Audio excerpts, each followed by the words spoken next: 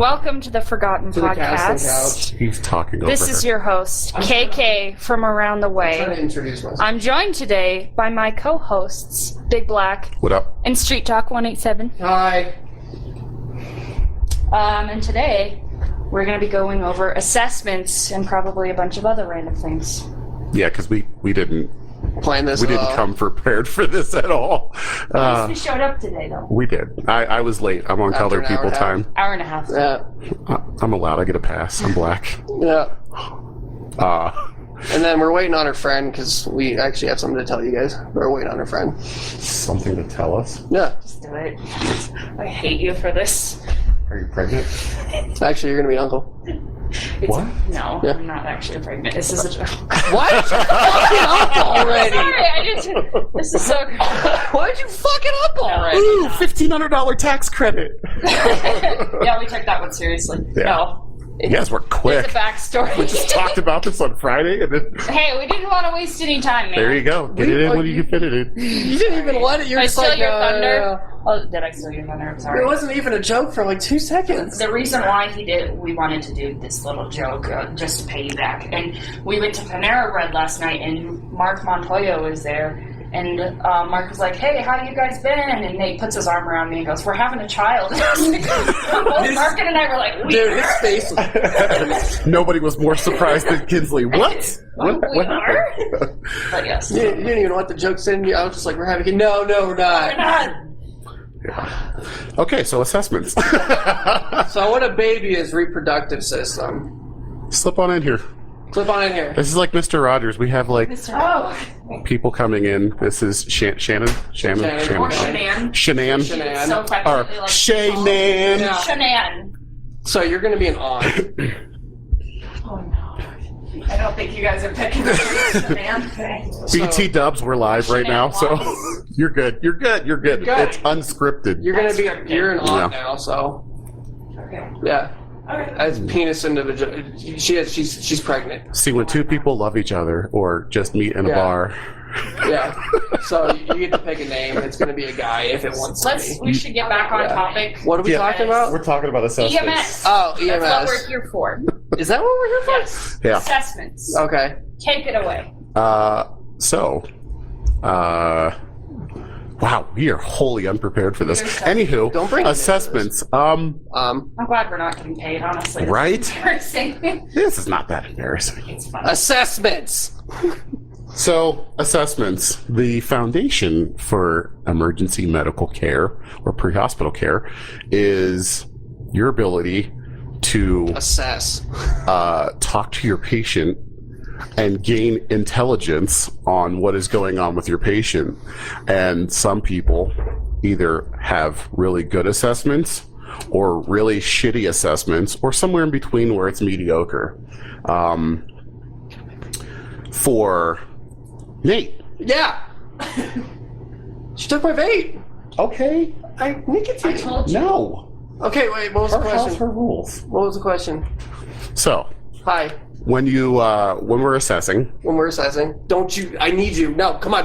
Don't fucking shoot. I might get both of them in a few minutes, okay?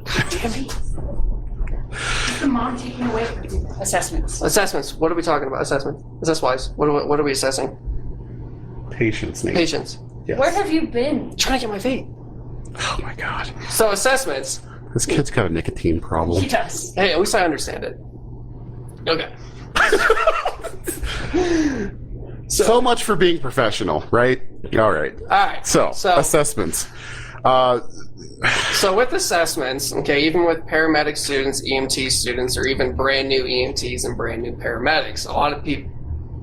Go ahead. Continue. Bring the mic closer. Oh, I was like, are you telling me to shut up? Like zip it? Assessments. Continue. So every time This is our first. This is our first live episode, people. As you can tell, we are Amateurs! amateur hour as fuck. Can you hear me now? Perfect. Can you hear me now? Yes. Okay. So what I was saying before, I was rudely interrupted by 3 people. All right, 2.5. People. Can I talk, Yeah. sir? Ma'am, is that okay with you? Yeah. Just attitude. All right. So, so even with a lot of older paramedics and then like newer people, especially with that, a lot of people don't understand how important assessments truly are in patient care, because we have everything in this ambulance, but when's the right time to use it? Right medicine at the right time. Right medicine. Right medicine at the right time. Because a lot of people want to sit here and just start doing IVs or start pushing medications without actually diving into what's wrong. And not fully understanding why we're doing it. And not fully understanding why we're doing it. Absolutely. Like, talk to your patient. Figure out, ask them what's going on. If they're like, I feel like shit. Cool. Help me out. Why do you feel like shit? And then listen to everything they tell you. Yes. If they're like, hey, I feel sick. How long have you been sick for? Try to help me out. What does that mean? Fever, chills, nausea, vomiting? Or do you have chest pain? So then every answer they give you should be followed up with another question. Yep. So then that can help you dictate which kind of area or path you want to go down to be able to truly treat the person for the best of their interest. It should be almost like a civilized Q&A between two people. Mm-hmm. And I know in EMT school and in paramedic school, they like harp on the whole OPQRST sample history stuff. But over the years, I found that just talking to people, and like even we kind of still do it now, is we just like, we'll walk in and be like, hey motherfucker, what's going on? It's not really that. We're more polite than that, but it's what's usually, up, bitch? What your problem is, bitch? It's usually just What do you take on, it's usually just us walking in and having a conversation with the people, and we're guided by the sample history OPQRST, but we just do it through conversation. One, it brings the tension down to the situation. This is a person having a kind of a nervous or anxious time. So, and when you walk in, and me personally, I don't, do what they tell you to do in EMT school, get down on one knee, look the person straight in the I got eyes. Arthritis, dude. That shit hurts. Shit's gonna creak and crack, and you don't want that. I won't be able to get off the floor. But I mean, for the most part, we just talk to people. Yeah, and then you probably can't tell me how many times you've heard me crouching here. Yeah. And I'm like, oh! It sounds like a fucking ninja breaking boards. Or Kinsley breaking an oxygen running off the wall. It did make a really nice crunch when I kicked it off. It's still probably one of the funniest stories we've had. But what's involved in the assessment? Well, we have a thing we teach our new paramedic students, me and Nate, on our rig. We call it we're going to retitle it, and I'm going to retitle it now. We're going to call it the Forgotten Guide, Down and Dirty Guide to Assessments. A lot of the things we look for when me and Nate personally come on scene is a quick baseline of everything going on. Like, we don't want to hear like your 3-week fucking story of how like you came to be and then what led up to it. We want to figure out what's going on so we know if we need to shit and get or if we can stay and play. Sick or not sick. Sick or not sick. And that's essentially where you're trying to get to the first part of your assessment is this person going to die right now, or do I have time to figure shit out? Is this going to be a community medicine call, or is it going to be a, hey, you need bright lights and cold steel, or you need that motherfucker that spent 13 years in college and has a great liability insurance in case it gets fucked up. Mm-hmm. Yeah, and a lot of people, they don't understand the difference between sick and not sick. Yes. Because like someone's like, oh, I feel sick, and you have brand new, EMT or medics, like they're sick. No, they're not. I mean, they might feel like crap, but there's a difference between being sick and not sick. Yeah, and to us as responders, what sick looks like. Okay, well, an example. Me and Nate go on this call, the one on Cache with the little old lady. Oh, yeah. Yeah. So one of our responding agencies gets on scene first, and they're bringing this lady out to us, and she's, like 78? Yeah. And as they're walking her out, she looks like absolute shit. Pale, diaphoretic, which means sweating a lot. Makeup wasn't good. Just looks like walking death, like one foot in a grave, another on a banana peel. And we're trying to figure out what's going on with this. We get this report, hey, she's been sick for a little bit, and she's not feeling well today, short of breath. Okay, cool. We have a baseline of what we're working with. Now we get her in the back of the ambulance. We start assessing her, and for me and Nate, our assessments are very thorough and very quick. So This day, not so much. we kind of dropped the ball on this one, but we made up ground very quickly. So what's the first things we normally look for on scene when we arrive on scene? Well, where does your assessment begin? Our assessments usually begin at the curbside. So what does our house and property look like? Can that give us a clue of how well this person takes care of themselves? After we get to that point, when we walk through the door, what's the inside of the house look like? Is it a fucking hot mess, or is it clean and tidy? You know? I have a great example of that, actually. We went on a cardiac arrest, I think, on Monday. Was that our Friday? And before we even walk inside the house, I mean, like, the yard is not taken care of, and there was a mountain of cigarette butts on the front porch. Just not even, they didn't even try to sweep them up, just a freaking mountain. And of course, there's, like, the walls are all ashy on the inside of the house. I have a hunch that this person smokes. There's dust Tell me you everywhere. Smoke. Tell me you smoke. And I already knew, like, okay, cool, she's gonna have some kind of, like, cardiac history. I mean, obviously she had a heart attack. Why she's gonna have like a cardiac history, like respiratory. Yeah. It's 2021, don't assume. I'm sorry, Alright. but I did. Wow. She did. No. Oh, she dead? She did. Yeah, but that goes upon the next thing fix is like, that. you know, we talk about it, it's going to sound like a pretty no word here, but we all deal in prejudice, and it's not a negative word. No. It's what we use to kind of figure out where we're going and clues that might give us insight to pathology and what's going on with the patient. And it's not a negative thing at all. You know, like, I could spot a meth head from a mile away. Like, Yes. I know you've been smoking meth, even though you told me you just have anxiety or foot pain or whatever. And it's a part of our job. Meth heads have a look. They got a look. Statistically, they have a look. They got a look. So, She's got the look. Yeah, and a lot of people think that they're not prejudiced at all. Like, that's a bunch of bullshit. Like, I guarantee every person in some way is prejudiced whatsoever, with at least something. well, what is prejudice? Prejudice is prejudging somebody on the way they look, the way they act before you get to know them. Mm-hmm. And if we walk up to you, and we'll just say this as more of a politically correct term for what we're talking about. If you walk up on scene, or drive up on scene because we have an ambulance. We're not like fucking Fred's. Bro, I ain't walking, dude. I got back problems. If we drive up on scene and you're sitting on a wall and you're in tripod position and you know we can see you in visible distress, it's not like, hey, I wonder what's going on with this guy. It's oh shit, this motherfucker can't breathe, right? So you fit your assessment by what you see pulling up the curb. Your curb assessment is an important factor. When walking inside and making contact with your patient, okay, are they aggressive? Are they agitated? Are they non-responsive? And that can all be done by walking in going, hey, what's going on? Okay, did they respond to you quickly? Did they not respond quickly? Do they have a needle in their arm? Are they talking gibberish like, 1 + 1 = purple pancakes on a dragon? Yep. Okay, this motherfucker's altered, After that initial assessment part, then we got to start dealing with, How would that taste? what, purple pancakes? Yeah, purple pancakes on a purple dragon. Yeah, it's food coloring, and dragons taste awesome. Do they? Yeah. Like, how'd you learn that on from Skyrim? No. Peter Piper picked up Pepper's bars. So you walk in, and what we like to do is get that initial quick set of vitals. So we don't just stand there and talk to our patient for like 5 minutes and like not do anything. We put the monitor down, we get the BP cuff on, we get the pulse ox on, we get a baseline EKG depending on the complaint, and then we start maneuvering our way through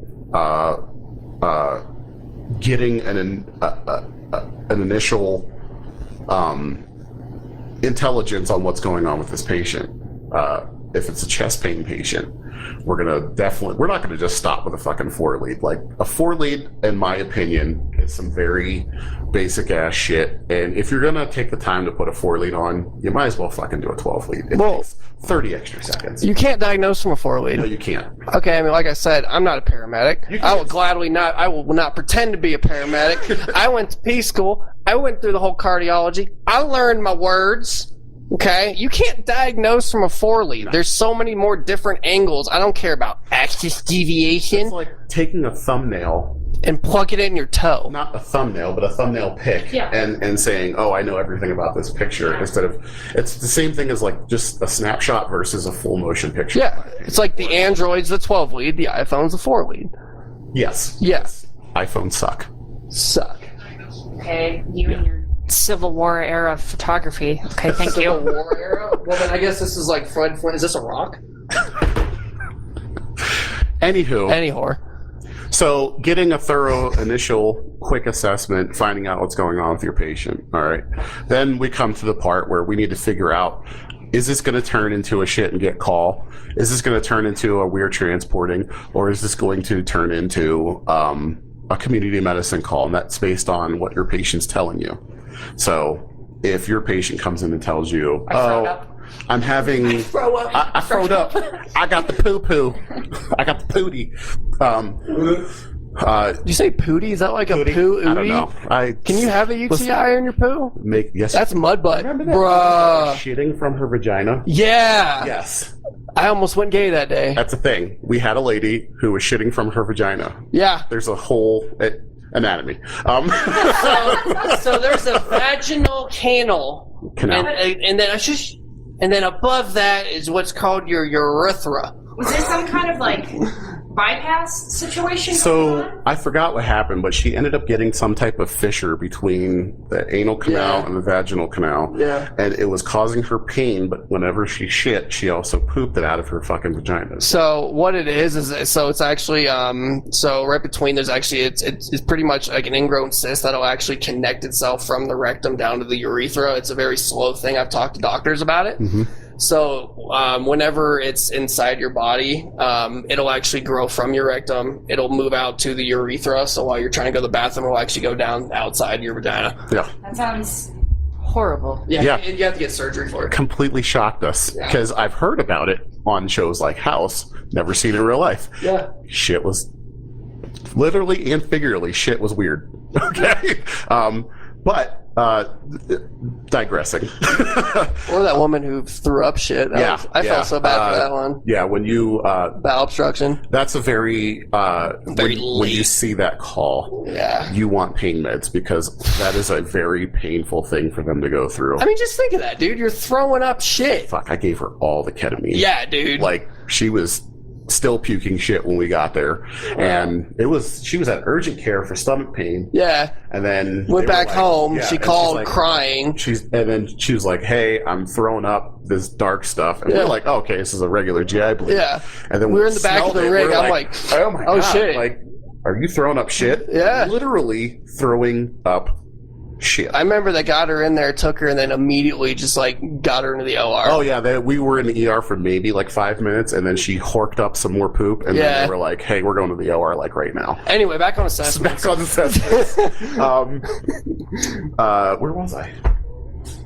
Oh, initial part of the assessment. So then we find out, we're going to ask the question whether or not it's going to be a shit and get call, stay and play, or are we going to do a community medicine thing? And that, evolves down your assessment path. Now, what they'll teach in school versus what we'll do live in the streets are two completely different things. When you're learning assessments in school, you're learning how to pass the National Registry. But when you're out in the street assessing patients, it's a kind of a completely different animal because you got to take things into account like personality, what kind of other things they got going on. Is this person batshit fucking crazy? Are they going to listen to you? Right? And when you're kind of flowing down the assessment pathway, you kind of have to it's an individualistic thing. Not every patient is the same. Not every situation is the same. So you kind of have to approach it objectively and with an open mind. And then you can find out through your assessment, okay, are they selling me bullshit? Are they being legit? And are they making a mountain out of a molehill? Or do they just not understand what's going on? Because we deal with a lot of people in the geriatric community. What's going on? Looks like it's just internet. Oh yeah, no, I see it. So,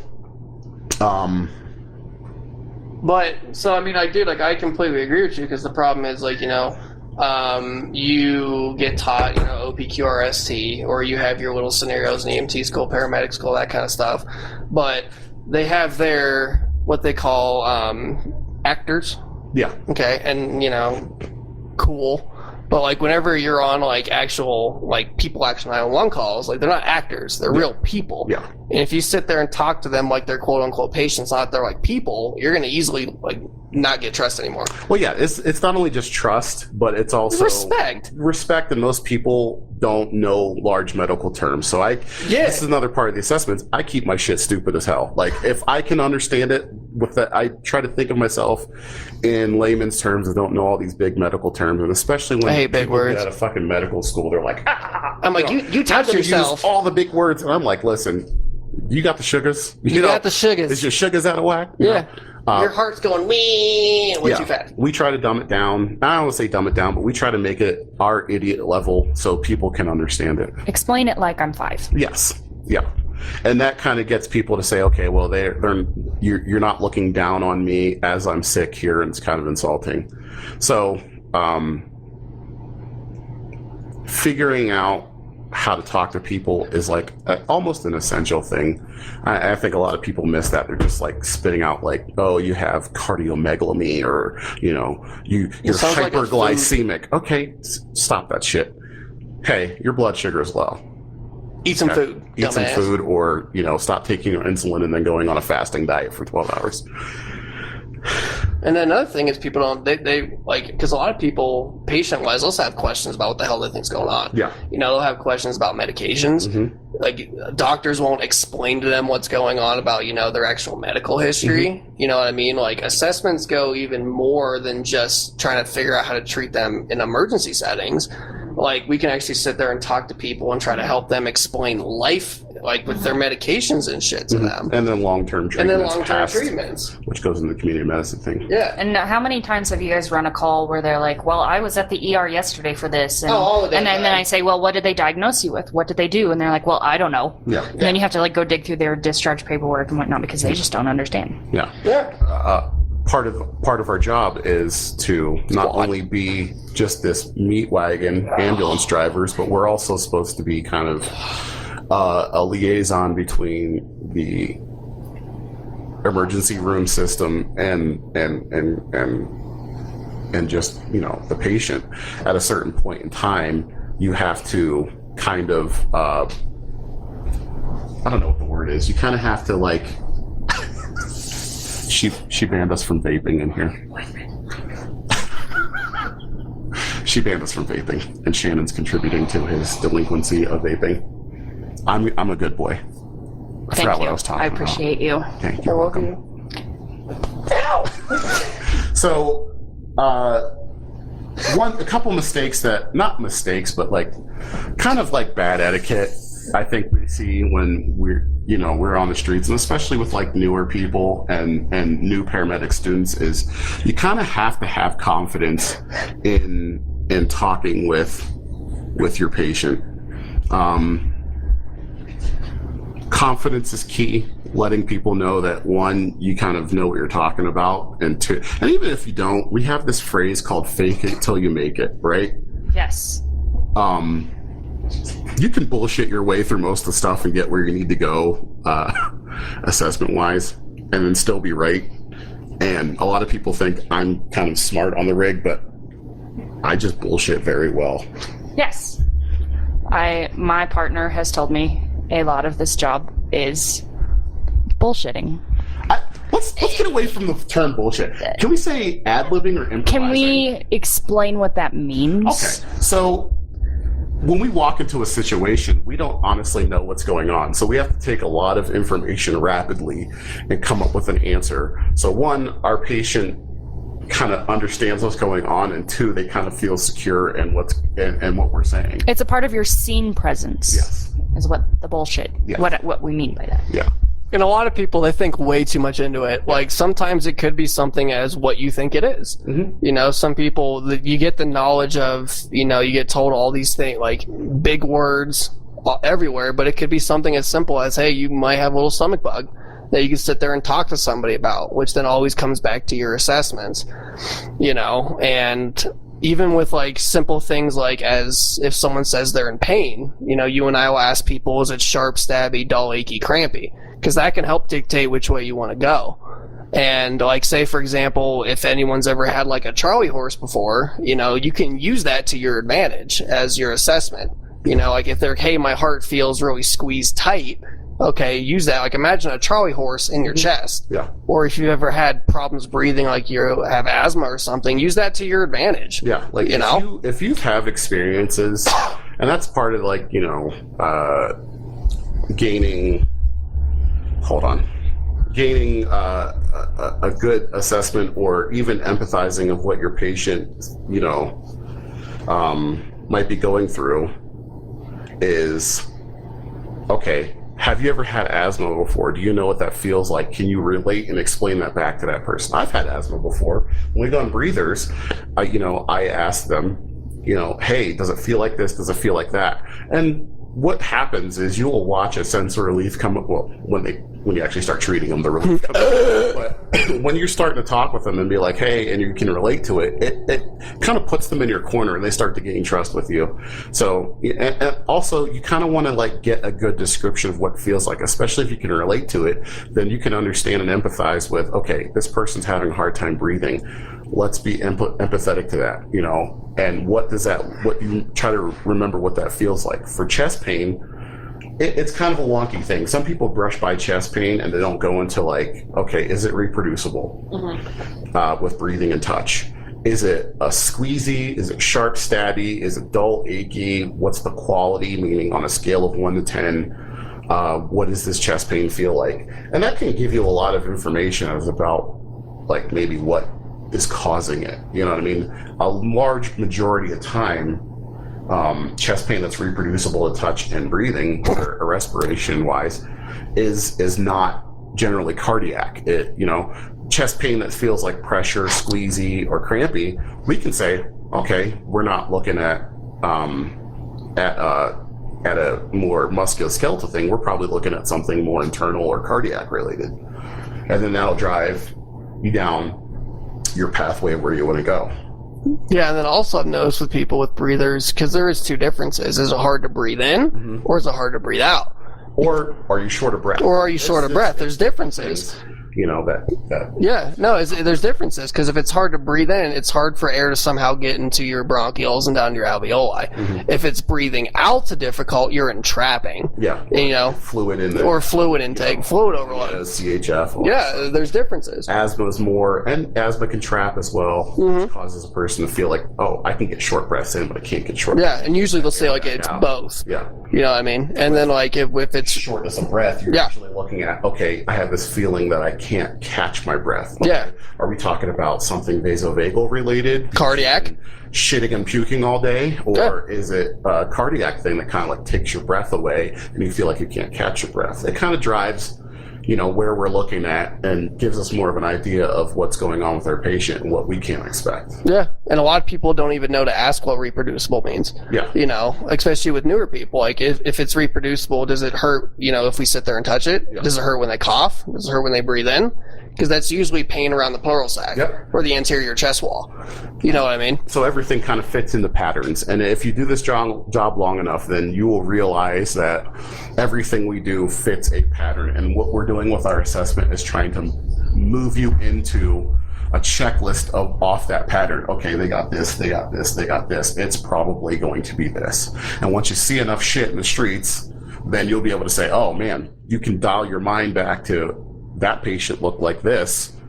This kind of looks like the same thing. It's most likely going to be this. And then your treatment modality is dictated by that pattern. Okay. Hey, this motherfucker has no pulse. They're not breathing. This is an easy one.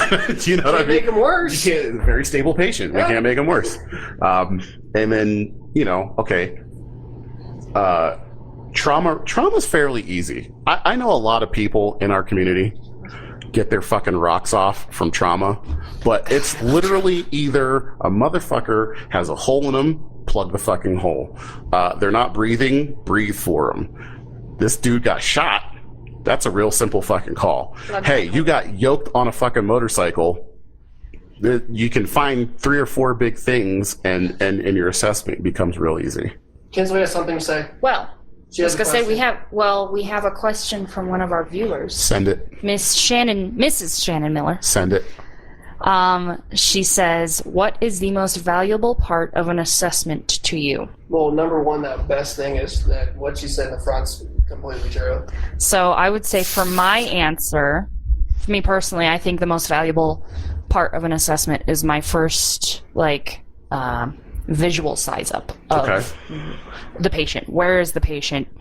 Are they well groomed? What's their work of breathing? What's their skin condition like?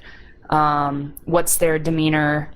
What's happening around them? How well is the room kept? Or we just talked about your scene size up. Your initial scene size. Your up, initial yes. scene size up. So I would say that first 10 seconds of visual assessment is the most valuable part to visual me. stimulation. Yeah. Visual assessment. Yeah. Visual. It is stimulating sometimes visually. Sometimes you ever walk into a house and you're like way overstimulated by all the things. Unless it's a house full of cool shit, like movie posters that I get interested in. way overstimulated. Yeah. I'm like, there's a lot Like, going shit, on. this motherfucker likes Ghostbusters, or he's a Steelers fan. Like, oh, you're unconscious on the floor. Should Black probably and do gold for life, baby, right here. Mike, or that guy who was 24 doing way better than us in life in the military.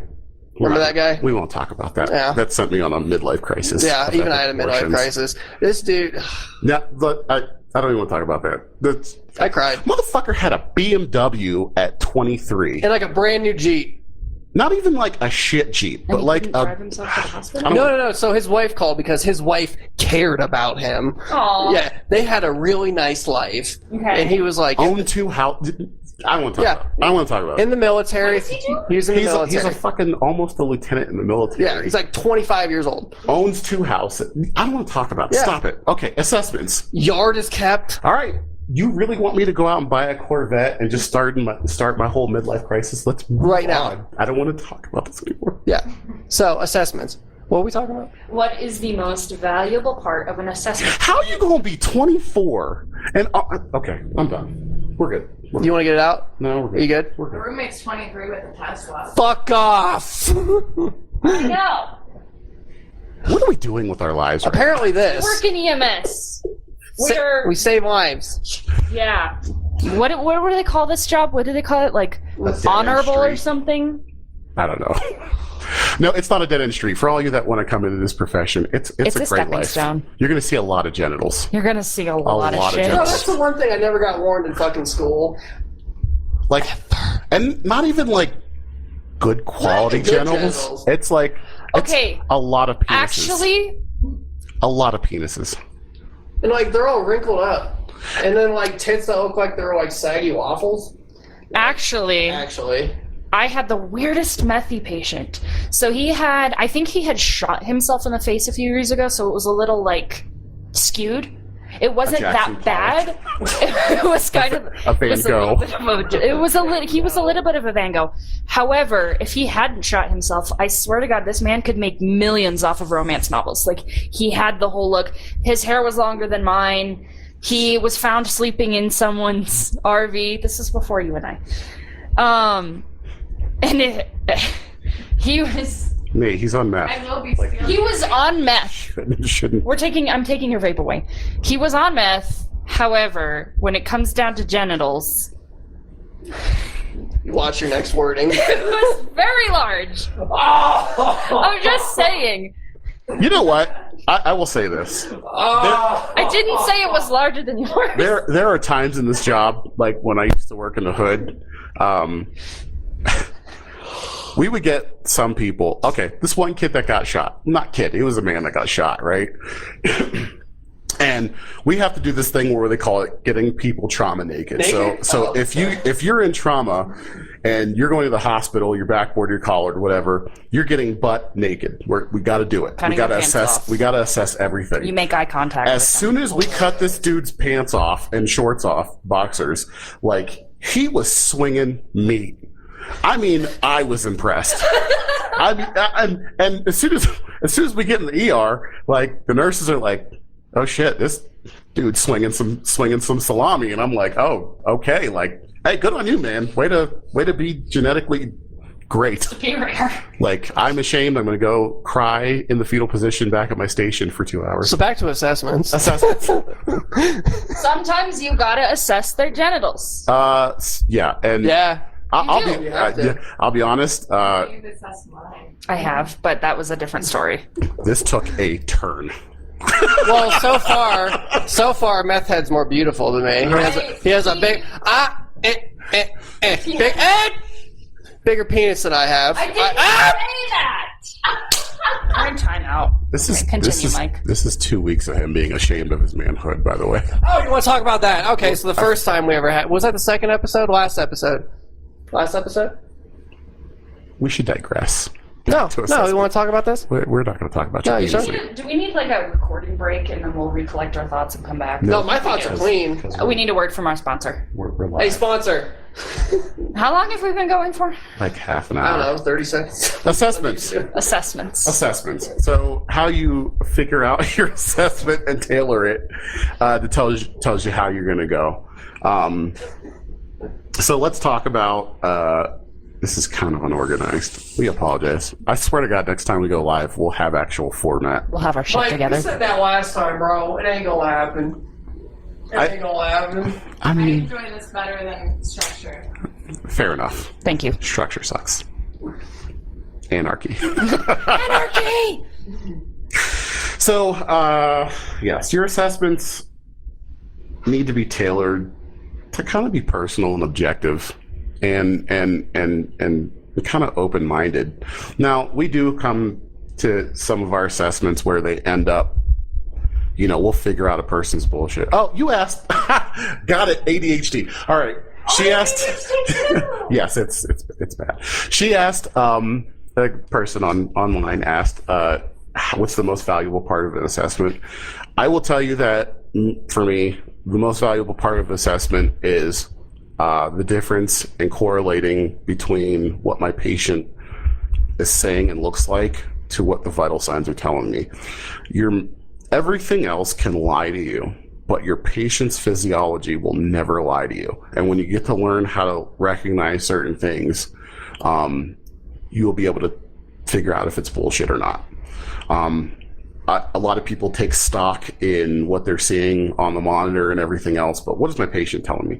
So if my patient's sitting at 99% and they're still tachycardic with a moderate BP, but they're still chugging along and they look like they're not moving a lot of tidal volume, which means they're not getting a lot of volume breathing, I'm still concerned about that patient, right? Because the vital signs are just, oh, well, they're 99, let's take them. No, they're still having some difficulty breathing. They're still diaphoretic. They're still looking like they're struggling. We did not fix the whole thing. Yeah, because I mean, like that could be as simple as like they're actually hyperglycemic. If they're at 99, but they're breathing so damn. No, but they're breathing so fast. They're breathing off that stuff. Talking about a breather, but I get where you're going. I didn't know what you were talking about. I just heard vitals. It's Wah, wah, wah. no. So even in that, like, yeah. But that's what I'm saying. Is like that goes back to your assessments because there can be so much of what's going on just by what their complaint is. But everyone gets stuck in the monitor that they're not looking at the big picture. Yeah. Look at the person. Just like you said, and you and I have talked about this all the time. The human body can't lie to you. It can't. Yeah. We get lied to all the time. God for fucking bad. Everybody lies. Specifically in this. I don't know what it is. Like, we're not the cops. Like, tell us the fucking truth. It's because like, I'm white. care. We don't judge. Just tell us what's going on with you. If it's embarrassing, sure. I can out-embarrass you. In a year or two, you might end up on the podcast. But, like, for right now, like, it's a non-issue. We don't care about what happened. Nothing accidentally goes into your ass. That's not true. That's not. If you're on a balcony and you fall off 2 stories and end up in a bush, and that bush ends up in you, that's an accident. Yeah. I mean, Or if I accidentally slip in a bathroom and I find some kind I'm of going to pen. need to see some empirical evidence. Like, I'm going to need to see some, like, studies, some, like, peer review. I can give It's you. not a large percentage of people. I can give you stuff websites. Accidentally, yeah. I'm going to need Huh? some, like, Remember- documentation. Remember one guy, one jar? Yeah. That wasn't an accident! No. Actually, no. There is one though that one guy actually fell off. He was trying to kill himself. He jumped off a building, but he landed on those car stop Doohickeys? Yeah, like the little metal things. thing? Yeah, he landed on that, and like there was a picture. It literally went through him and up. So at that's an that accident. point, it's not accidentally in your ass. You're just impaled. Okay, but it's an accident. It could have impaled him somewhere Yeah, you else. weren't like just like, hey, I'm walking down the street. Yeah, he's like, oh look, a "Whee!" fence. Yeah. You know? Okay, Assessments. story time. Story time. When I was originally certified in this career and I lived in central Pennsylvania, we live in a college town. A kid was drunk, trying to hop from balcony to balcony, missed the balcony, hit the mic, missed the balcony and fell 2 stories into a bush per se. This bush had some large branches. It went in through the rectum and lodged this branch into his stomach. Now, he went to surgery fairly quickly. And you guys realize when you pass the mic back and forth, it's just going to make a ton. No? We're good? Oh. I guess my mic's just stupid. All right, checkmate is. Well, yeah, checkmate these things. So,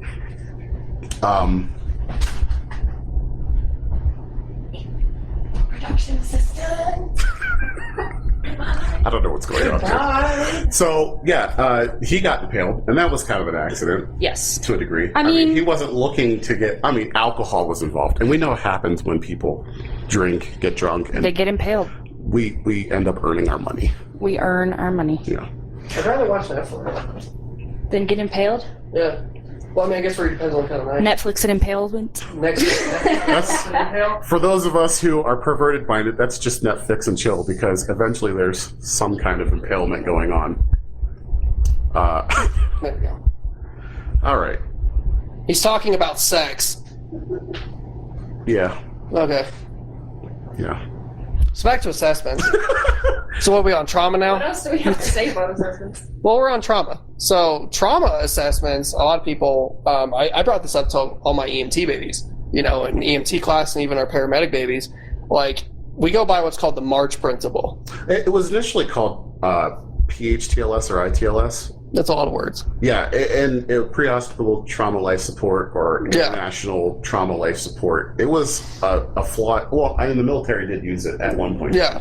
But they had to kind of fucking dumb it down, and they ended up calling it the March principle. And Yeah, so the March principle, if you guys follow this to a T, trauma's easy. yeah, Massive hemorrhaging, airway, respirations, circulation, head injury, and heat loss. Yep. That is literally trauma, like, to a T. for most of the statistics that came out of the Iraq War and even pre that, like Black Hawk Down 1993, when they were doing SOCOM medicine, the March principle was eventually developed from that, and it's to simplify the shit that's going to kill you right now, and that's the shit that we can fix right now. Is that so? I was taught the lethal field triad of death.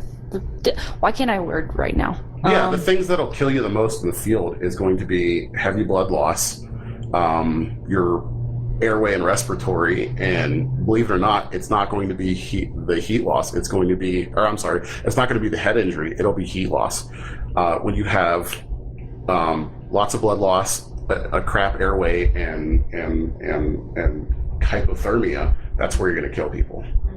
Yeah, and I've had people sit there and try to debate, well, airways first. I'm like, okay, no, I'll be like, okay, fine, I'll hear you out. And they sit there and tell me that. I'm like, cool, you just fixed his airway, but you didn't notice that an artery's been scored for the last minute. It's great to be able to fix the airway, but if you can't carry that oxygen anywhere, it doesn't go anywhere. Pointless. Yeah, exactly. Like, it's simplified, Yeah. you know, and then, like, especially if on the left side of the body is if something gets hurt, that's what scares me the most. No, excuse me, the right side. Where's the liver at? Right side, midline to right side. Yeah, there it is. I'm scared. I'm concernicus. Because, like, the liver especially has so much arteries and veins, the hepatic section. If you could just look at what you're going on. Yeah, the heart's over here, but down in this region, there's really not a whole lot that's going to kill you quick. Over here is a lot of the shit that's going to kill you quick. If I got a bullet hole right here, I'm concerned. If I got a bullet hole anywhere in this region, I'm concerned.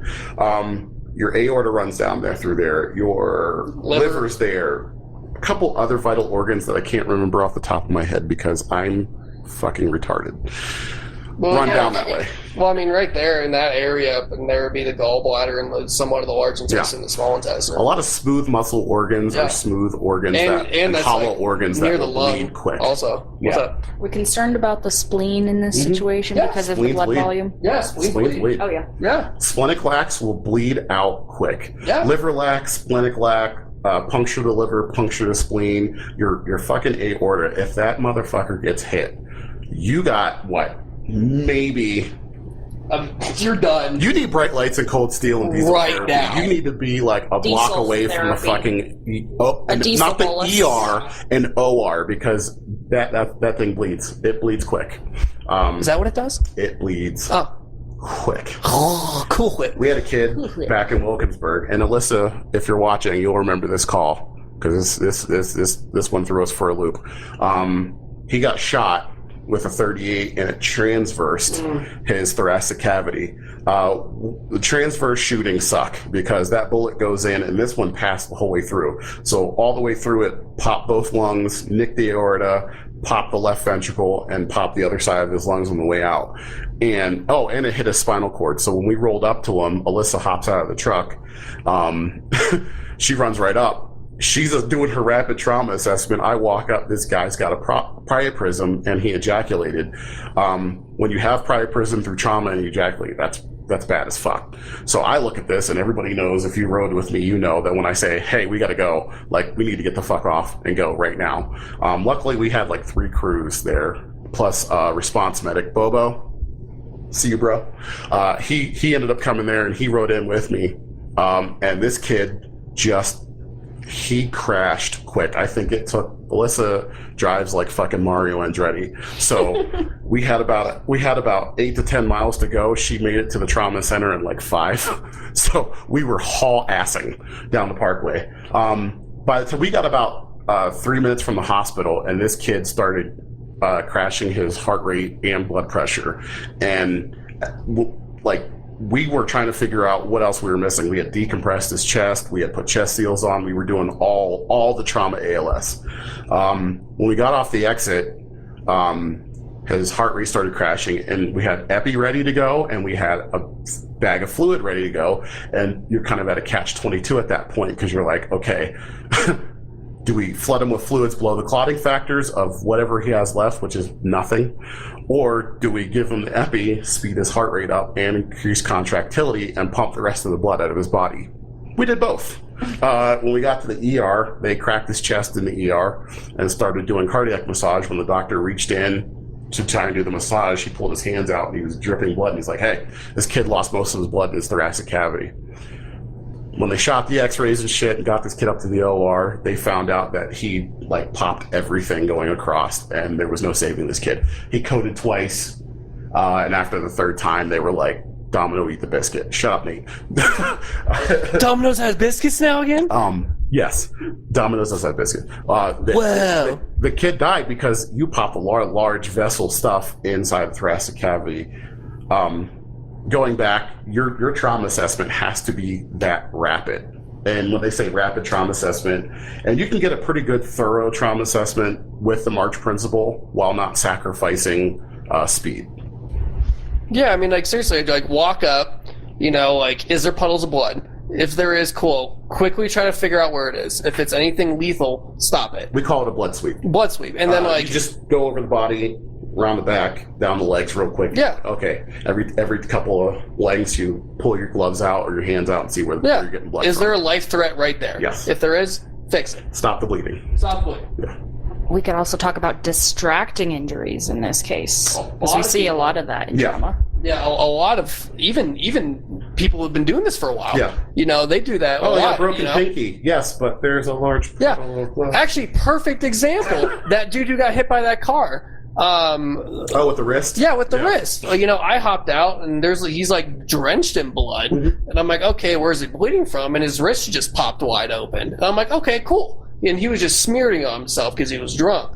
So the people that responded wanted to, remember they were like, oh, hey, let's load and go because there's blood everywhere. No, we found where he's bleeding at. His wrist is just open. And once they applied a makeshift tourniquet, it stopped bleeding. And we're like, okay, well, it's not bleeding anymore. So we got time. Yeah. Let's get a thorough... After you realize that you don't need to, like, shit and get, you could say, okay, let's take a minute. Yeah, let's take a minute. And make sure we're good, not going to, like, shit the bed on the way to the hospital. Yeah, but again, it was because, just like what she was saying, it's because there was just shit tons of blood everywhere. Don't get tunnel vision based off of, like, this big thing. If you see something, check yourself, take a deep breath and go, okay, that's a problem, fix that, move on to your next thing. Take a minute. Because if you, and this actually happened with the kid that got shot, I got distracted by what was showing me a spinal cord injury plus the shooting on this side of the chest. I missed this whole other side. And luckily, Bobo was sinking a 14 gauge on the left side, raised his arm up and saw the exit wound and was like, hey, we need to seal that. That's why we're getting a shit cap note reading. Cool. He caught it. We took a minute. We really didn't take a minute, but he found something that I missed because I got distracted. And it still happens. Nobody's going to be perfect on that. But this is a way for you to kind of compartmentalize that assessment into a quick thing where you're not going to miss the big things that will kill somebody. Yes, they got a broken leg. Yes, they got a couple scrapes and bruises right here, or scrapes and bumps right here. But don't let that distract you away from the big 5. March, M-A-R. Is that 5? Yeah. Yeah, 5. The big 5. Massive hemorrhage. Are they bleeding a lot? Stop it. Airway. Do they have one? Do they need one? Do they need We can one? do that. Respirations. Is it rapid? Is it slow? What does that tell you? Are we dealing with the tension pneumothorax or, are they even breathing? Pneumothorax, right? The quality of the respirations. Are they moving a lot of volume? Are they not? Are they oxygenating? Which comes into pulse ox and capnography. Circulation. Do we have good cap refill? Do we have good distal pulses? Do we have good CMS and distal pulses below a break? Shit that lets you know, hey, we need to get there quick, or are we not perfusing? Are we carrying oxygen to where it needs to go? Head injury. Are they talking gibberish? Are they perseverating, which means repeating questions over and over again? Are they... Nystagmus. Are they nystagmus? Do they have presence of a concussion? And then, again, the thing that kills people that a lot of people don't think about, heat loss. And I also love to look at pupils. Yeah. Like, love them. Like, if they're looking, like, are they tracking me? Mm-hmm. Are they constricted? Is one open? Is, like, one dilated? Is one not dilated? You see what I mean? Hero? I can't read that because I'm... Oh, these medical stories bring back some memories working in security. Who is that? Hi, Danny Rodriguez. Danny Rodriguez. Shout out. Rodriguez. Yeah. So, Kinsley? I have a question. Sure. Since you brought up nystagmus, can you talk about nystagmus because of trauma? Mm-hmm. Yes. Tell me the things. I want to know. What do you want to know? Well, why does nystagmus present in trauma? Like, what? So the reason being is with nystagmus, whenever someone either has some kind of concussion, it's what's called coup contre coup in the brain. Basically, the brain will kind of vibrate. Slam back and forth inside your head. Slam dunk to brain. So with your eyes, your optic nerve, it connects into your brain. So whenever it does a coup contre coup, that back and forth, things need to reset, quote unquote. So whenever the eyes will actually reach a certain point, that's that kind of like that landmark that your eyes can't go past that. So then the brain is trying to kind of figure out. And like, okay, so to simplify what he's saying, because explain it like I'm 5. I'm going to try to your brain's when you view things, it actually takes like a couple split seconds for your brain to process. And normally you won't have that nystagmus unless you're genetically born or congenital defect of nystagmus. But your brain is still trying to process, and your eyes are going to continue to move. And instead of moving at a smooth pace, it'll just tick. And it's basically the disconnect between your eye processing what you're seeing to your brain, if that makes sense. In a head injury, you basically bruised and created lesions in your brain, for lack of better terms, in case there's a doctor watching this. And there's swelling, there's injury, so your brain's not going to process it the same way as it would if it were quote unquote normal. It's the same thing that happens when you take drugs. when you take drugs, not that we've ever done that, but your vision's trying to catch up to your brain and your brain vice versa. Whoa. So you'll get nystagmus with drunk people, people on drugs, and head injuries. Yeah.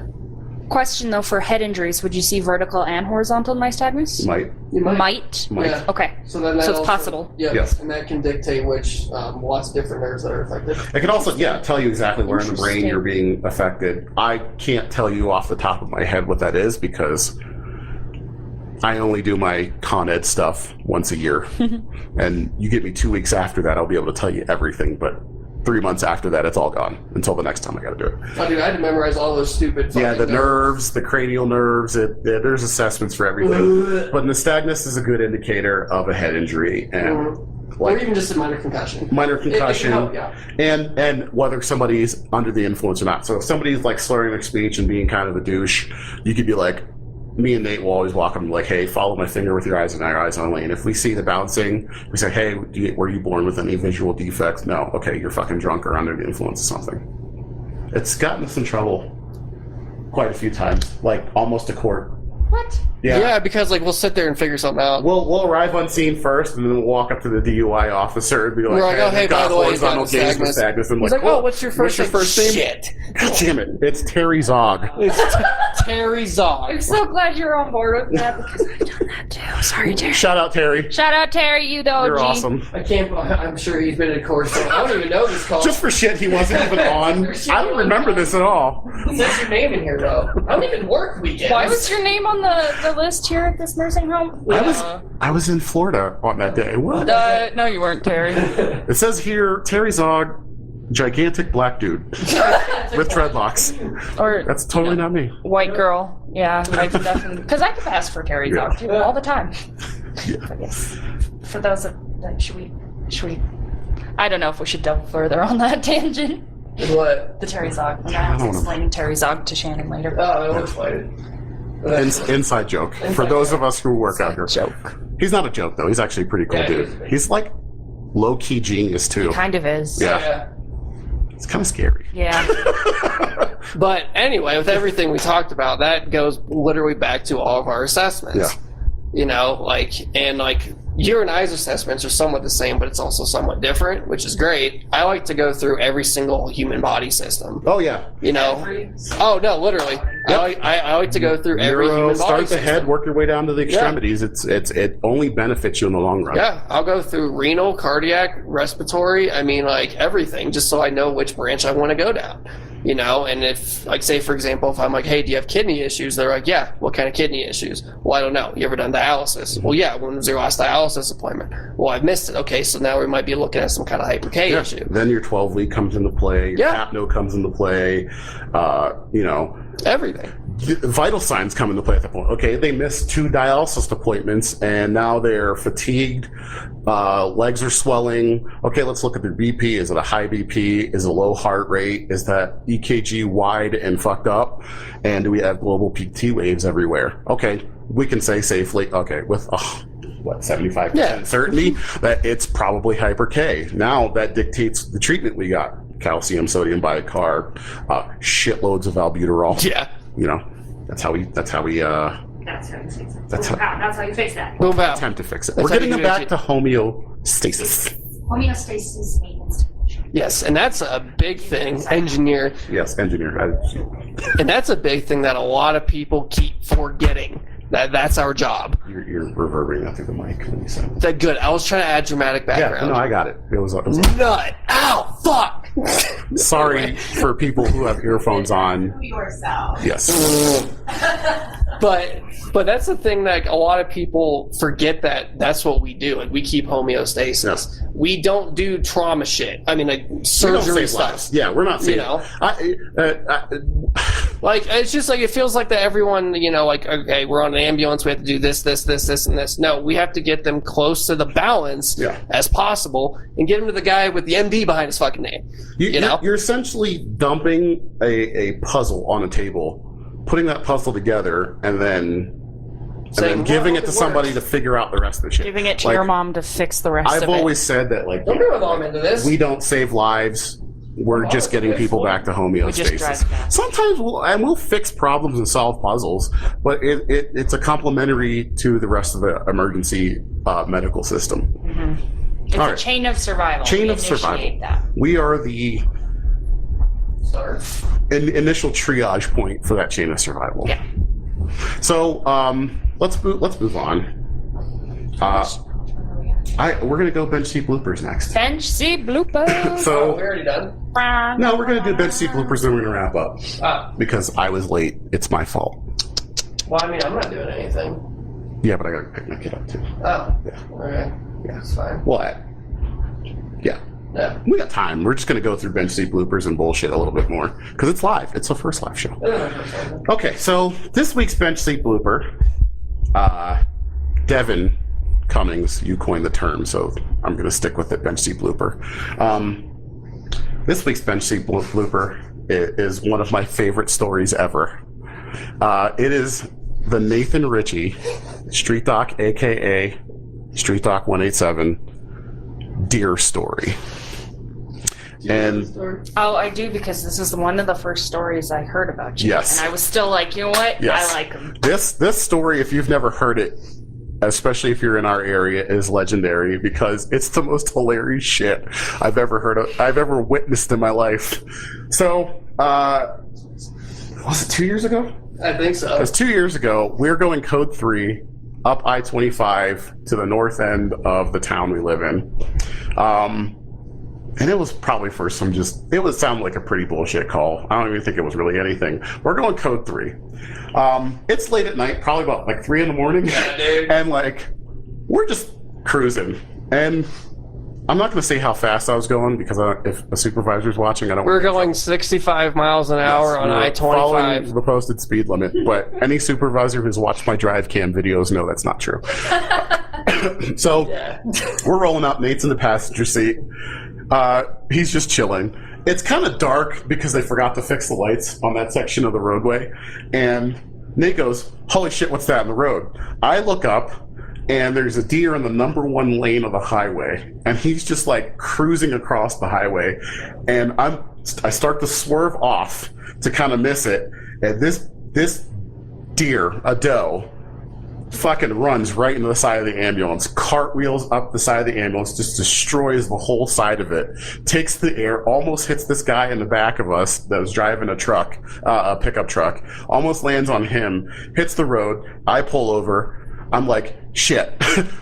So I get on the radio immediately. What truck? Oh, we were in 11. I go, dispatch medic 11. Yeah. You're gonna have to send another rig to that call. We just killed Bambi. Verbatim. Yeah. Just killed Bambi. Get off the radio. I was like, you're gonna need to send CSPD and up this way as well, because I thought we were gonna have to, me, myself, and Irene, this deer on the roadway, which means I thought we were gonna have to end the fucking deer's life in case it wasn't dead. But when we look back, it looked dead. So we get out of the truck, assess the damage. It destroyed the whole side of the ambulance. Nate looks down. He goes, "Hey, Mike, it's not dead." So we look down the roadway, and this deer's in the middle of the roadway going, "Ah!" And I'm like, dispatch 11, we're definitely gonna need PD. I lied, we didn't kill it yet. So Nate goes down the road. There's like little to no traffic. There's a couple tractor trailers every now and again. One swerved to miss it. And Nate pulls the deer off the side of the road. The guy that we almost hit was an off-duty sheriff's deputy, and he comes up and he's like, "Hey, are you guys okay?" We're like, "Yeah." "Are you okay?" He's like, "Yeah." Me and him are chopping it up because this thing is still writhing on the side of the road. Nate walks up, and we're all just sitting there conferring about what we should do. And I'm like, we should probably humanely end this deer's life. And he's like, "Yeah." I was like, "Do you have a gun in your car?" He's like, "Yeah, but if I use it, I think I have to actually write a report and call it in." And I'm like, "Good point."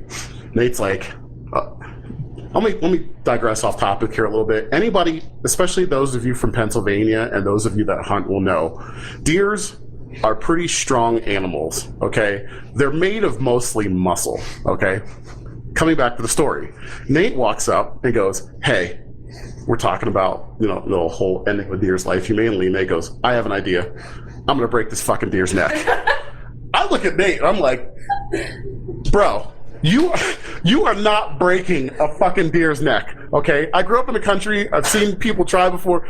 You cannot break a deer's neck. He's like, no, but and the deputy looks at him and goes, yeah, dude, you're not breaking this deer's neck. So me and this deputy go back to talking. We're like, okay, whatever, Nate. Just next thing you know, we hear this like scuffle 50 yards away from us down the road. Here's Nate on the ground.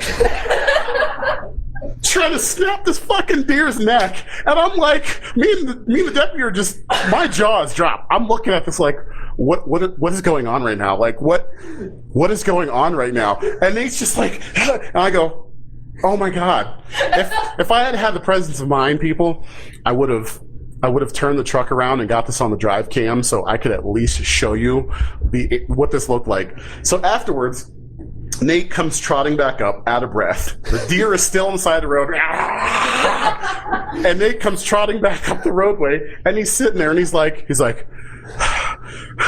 well, I couldn't do it, but I think I gave him a good spinal adjustment. I'm like, oh my god. So this is my best part that I like to say, too, because when I walked up, literally, he was sitting there like, and literally, I was like, it's gonna be okay.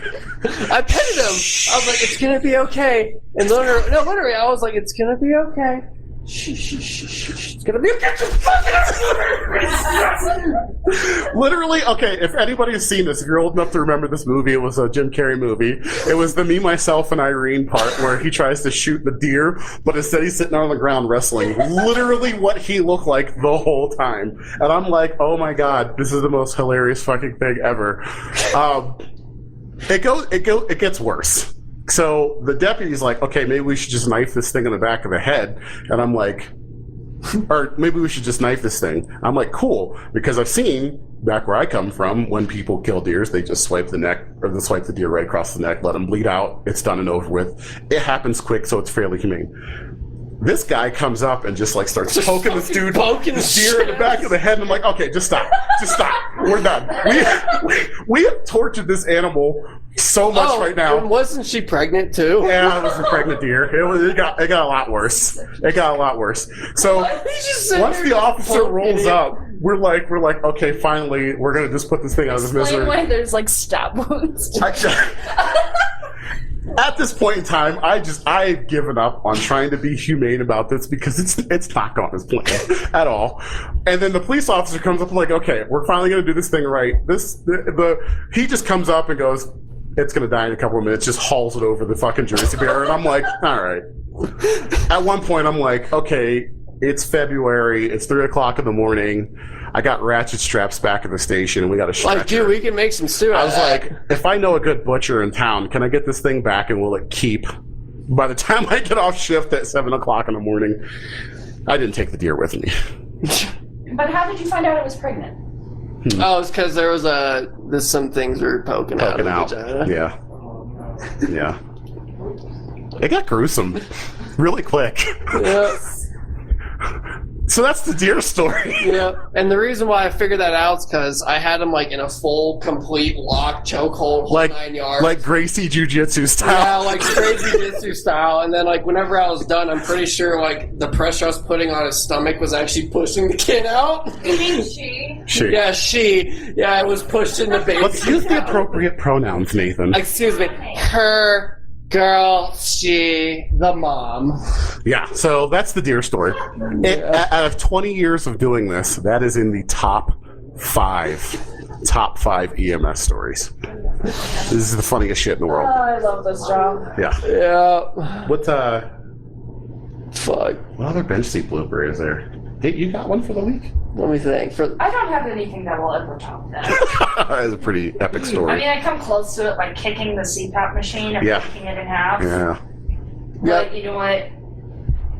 I can never top that. Shitty hands. Which one? The guy had the armbar the whole wheelchair time? shitty hands. Yeah. Oh, yeah, that's fucking disgusting. So we go downtown for a guy who's intoxicated. He's in a wheelchair. Okay. So this, I mean, he's plastered, don't get me wrong. Like shit-faced. Literally. So he's in his wheelchair, and like us, PD, and fire, we quickly realize that this man is covered head to toe in shit.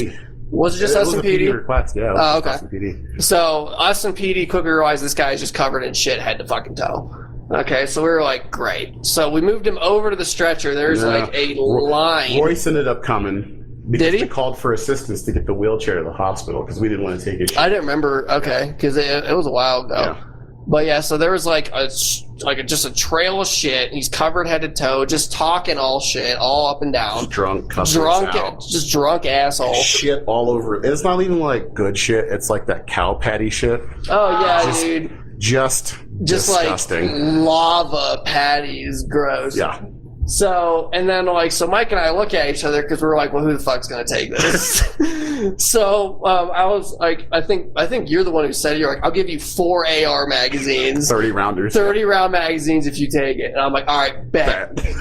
So bet. I'm in the airway chair and this dude starts flinging shit everywhere. Oh, Yeah, no. we didn't really think down the road on this one because we probably should have Tied him secured down? But this I didn't dude, want to fucking touch him, yeah, no, bruh. yeah. So in the mirror, well, we didn't even close the doors yet. Nate's like, I'm gonna try and get vitals, and the next thing you know, Nate's just like arm barring this dude to keep him from smearing shit all over Yeah, the rest of the I'm ambulance. literally the entire ambulance ride. I'm literally just arm barring this fucking guy all the way to the hospital. So we're like, what we call back home we called it a J3, a JAFO 3, or here we call it code 5ing. So I'm code 5ing it the whole way up to the hospital, and this guy, everyone was on the vert, so we had to go to Penrose. So it wasn't going to be a quick jaunt. So we're like haul assing to Penrose because Nate's getting fatigued. I'm getting just pissed. And this dude is just and for something about paraplegics is they're strong as fuck. Yeah. They are not, like, don't underestimate them. They are strong as fuck. Yeah. And this guy's giving Nate a run for his money. Like, real talk, like, run for his money. So we get him to the hospital, and we're like, hey, he's drunk, not able to answer questions, he's in a wheelchair, fell out, blah, blah, blah. Shit everywhere, just to let you know. So we move him over. They Shit. snip off his depends, and it's just more shit, and then he just pees like an arc of urine. And then he starts kicking. Which like I'm like, bro, what? Which we're trying to like hold his legs down, and I'm like, okay, they don't work, but he's strong. His legs are strong as fuck. He's like kicking us off. Now there's an arc of pee going everywhere. 2 of us are like matrixing our way out of the fucking pee field. It literally and figuratively was a shit show. Yeah, I remember the doc walked in. He's like, nope, everybody get out. He's like, cut him off. I'm out. Yeah, no, he was like, everybody get out, get No. the cleaning. God bless those cleaning ladies. Yeah. Jesus fucking Christ. They sedated him really quickly because quick. he smeared shit all over the Everywhere. ER bed. I think he got one of the nurses in the scrubs. I was like, oh, you're gonna have to burn that. Burn it. Just don't even My wash clothes were it. just saturated. It's fucking disgusting. Yeah, It's gross. save lives, they said. Make differences, they said. Yeah. Yeah. That cosign, though. Yeah. Yeah. Well, that's about. Thank you for your service. Thank Oh, you. you better shut the hell up with that. Thank you for your service. Ugh. Yeah. So that's bench sleep bloopers. We did assessments. Yeah. Thank you for I'm still joining us this traumatized. week. Yeah. Thanks for stopping by the live show. I swear to God, we will be better. I like this, though. I like the kind of unabridged part. Yeah. It works. Yeah. But we're gonna have a little more structure next time. And I guess with assessments, though, we never touched on secondaries. we can talk about Okay, that we'll next talk week. about it next week. Yeah, we go next week. Oh, We don't want to blow our load per se in one episode. believe me, at least I want to try that because I'm never able to. Wow. Yeah. All right. Thanks for joining us on the Forgotten Podcast. Yeah, I'm We're never. giving away a lot right now. Thank Yeah. you for why joining you're- us, that's why you're pregnant. Kinsley and Street Doc, KK from One Way and Street Doc, 187. Marvin on the production side, bringing you to us live today. Shannon for keeping my vape away from me. SuyanPhotography.com, Street Doc 187 on Twitch. Twitch, Instagram, Facebook group, Make Gaming Friendly again. And TikTok. YouTube, TikTok. Have you What? still been hacked? I changed my Instagram name because reasons. I'm not a porn star. To my new Instagram name is just KK from around the way. So follow me there. Yeah. The Forgotten Podcast on Facebook. The podcast community group, which if you're watching this, you're actually in the community group. I might try to open it up to be public so we can get more viewers. The Facebook page, The Forgotten Podcast. We are on YouTube, right? Yeah, The Forgotten is on YouTube. It's kind of buried because we're not popular yet, but you all can change that. You all can. You all can change that Subscribe by coming bitches. into it. Subscribe, hit that notification bell. Hit the on switch. Yeah. It's right next to the prostate. But thank you guys for joining us. Thanks to everybody for the support, and ready up and stay safe out there. Make gaming friendly again, bitches. Okay, bye. Oni-chan. Oni-chan!